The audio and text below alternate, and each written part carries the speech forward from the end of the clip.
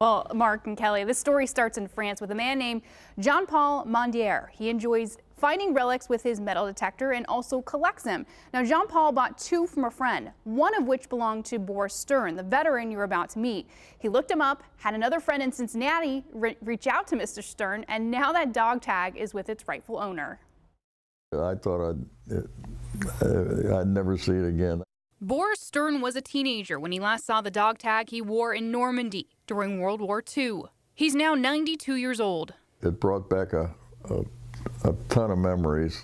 Thursday, an envelope addressed to Stern arrived from a man named Jean-Paul Mondier in France.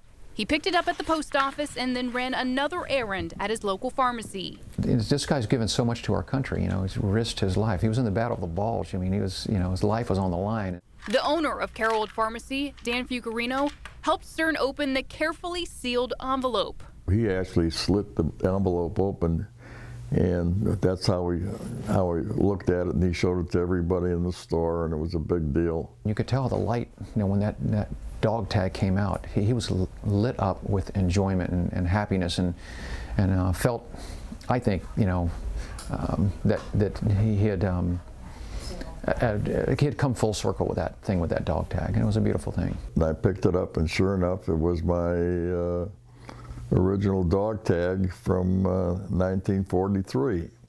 A collector of relics, Mondier contacted a friend in Cincinnati to help him locate Stern in the States. She came across a newspaper article and found he lived in Tampa and was able to track down a phone number.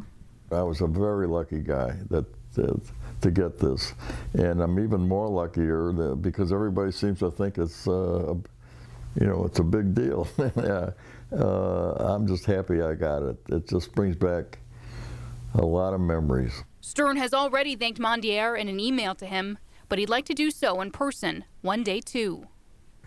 If he ever gets here, he's going to have a hell of a time, a heck of a time, I guess I should say.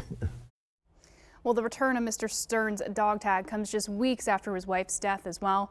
Mr. Stern was actually in France last year when he was presented with the country's highest distinction as Knight of the Legion of Honor. Guys.